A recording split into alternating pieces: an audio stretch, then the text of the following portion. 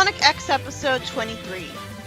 After we're told that the government's making advanced robots based on Eggman's technology, which is realistic and only inevitable, Rouge admires some jewelry behind a window, and Topaz is frustratingly self-righteous at her and warns people about her wanting to steal. And Rouge accuses her of being jealous of her because she's glamorous. I really like this Rouge. I used to complain about her being portrayed as flirtatious, but nowadays I find her to be pretty interesting like this. No other Sonic character is like her. No other Sonic character is a flirtatious jewel thief. But this interaction was a lot more charming in Sonic F. Like, Topaz said that she was rooming with Rouge only because the government wasn't paying her enough. And Rouge accused her of stealing her bodysuit, even though Topaz even lampshaded that it only fit someone 3 foot tall. Chris's dad is shown a glowing Chaos Emerald, and he buys it as a ring for his wife. It's actually lampshaded that the emerald is way too large to be on a ring, and yet he buys it on a ring anyways. How would that, 1, not be dismissed as too gaudy right away, and 2, not be uncomfortably heavy on the finger? A ring made of an emerald would be like hanging a sign on her saying, "Please mug me." And it's even glowing, so it's a glowing sign. It's completely forced that he'd be stupid enough to think this is a good idea for a ring for his wife when it's so big. It was established earlier what kind of wacky things happen with the Chaos Emeralds. They need to be in a containment machine to avoid interfering with technology. I don't know why they don't interfere with that itself. And when they make contact with another emerald, a beacon of light happens. Tails even reminds us that this is the case to foreshadow, saying that a bad electromagnetic reaction would happen if a new emerald was added to the ones they already have. The emeralds adjust to each other, so that's why they're not always freaking out. That's convenient. And the heroes decide to go to the city where Chris's father is planning to go. And since Mr. Stewart sees the X-Tornado, he goes to follow it in his car. Isn't stalking illegal? Chris introduces his dad to the Sonic characters. It's shocking that it took this long for him to do this. And he's surprised when Stewart shakes his hand after everyone else met him. At least it was funny that after everyone else was introduced to him, Chris casually introduced his teacher to him and then was surprised to see him there. Like, we just cut to him shaking his hand. Chris's mom is surprised to learn that Chris's father dressed up like the actor she's supposed to star in a scene with, and rather than be annoyed with him for bothering her in a major Hollywood production on a tight schedule, she's happy. Oh, it's just a daydream of Chris's dad. That explains it. That was a waste of the episode then.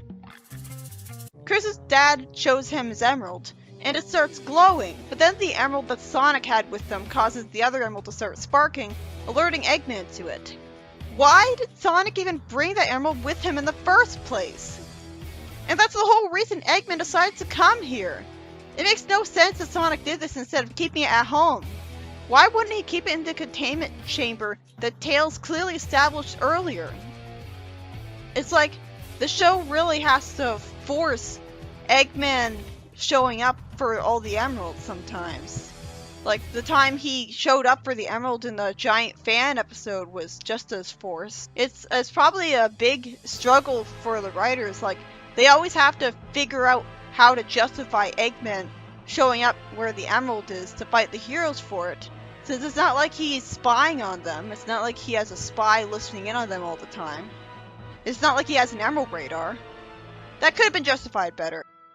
And the emerald's reaction alerts Knuckles to it as well, and eventually the emerald causes problems with the light on the ceiling and the TV.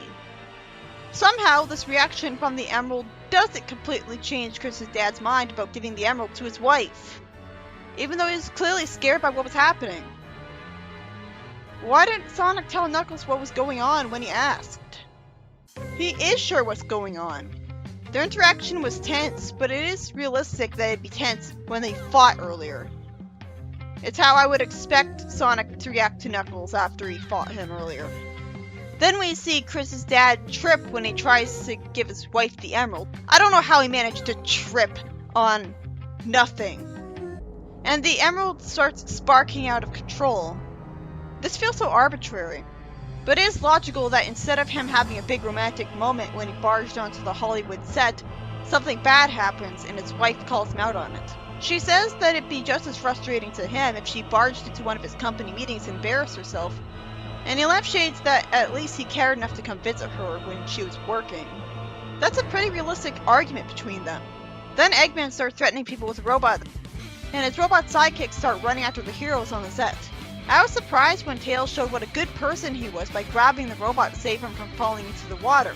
It reminded me of how in Fleetway the heroes save the minor villains' lives all the time.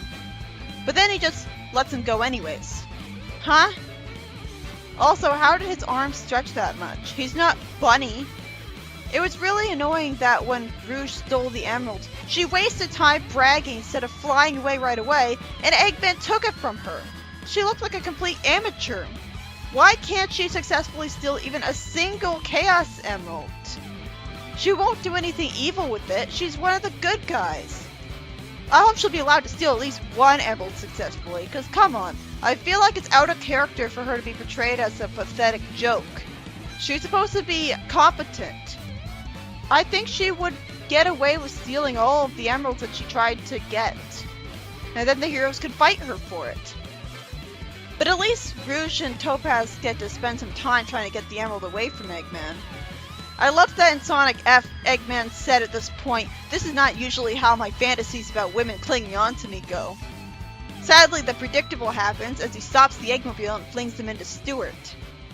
Then the heroes get threatened by a giant robot, and Chris's father pointlessly tries to tell him not to hurt his family. At least he tried to be brave. And so does Tanaka. But it's not funny that he's trying to be badass against a robot that easily hits him away. Apparently, this is a running gag since he did this earlier, but it's not a believable one. He should know he can't fight these robots. Sonic at least explains his behavior as coming from him watching too many kung fu movies. Knuckles grabs the Weasel robot by the tail only to get knocked away. I should have expected him to be made a fool out of, since Sonic's here, so only Sonic's allowed to be really competent. But I wouldn't expect Knuckles to be made a joke out of when he's able to fight, unlike Amy and Tails. Sonic runs around being chased by the robot, which breathes fire a bunch and even manages to intimidate him. By this point I realized just how much I hate Knuckles' voice in this show. It sounds really jarring and makes him look like he was simplified into a one-dimensional dumb muscle and nothing else, when that's never been who he is. He always had moments of cleverness. And he used to be level-headed and reasonable sometimes. This voice just feels off-putting. Knuckles tells Sonic to jump just before Knuckles breaks the giant fish tank behind Sonic. The water makes the robot malfunction somehow when there's no excuse for Eggman making any of his robots weak to water. What if it rains? Even with modern technology, we can waterproof anything. And then Sonic destroys it with one spin dash, making the bad guys flee and thank them for the Chaos Emerald. Wait, so they got away with the Emerald Ring? Well, at least they're being portrayed as somewhat competent after Sonic easily trashed his robot. At least Knuckles lampshades it when Sonic says everything worked out. I wish they did that when Tails said, "All's well that ends well," when Station Square was destroyed. Well, that was a boring and stupid episode. I heard about this episode earlier, so I was willing to give it a chance. The whole premise was forced because Chris's dad had no reason to ever buy a Chaos Emerald that big just to put it on a ring. That's a 3-second gag in Looney Tunes, not a plot for an entire episode. And that's one of the biggest problems with Sonic X. Its plots are so basic that most of the episode feels like filler.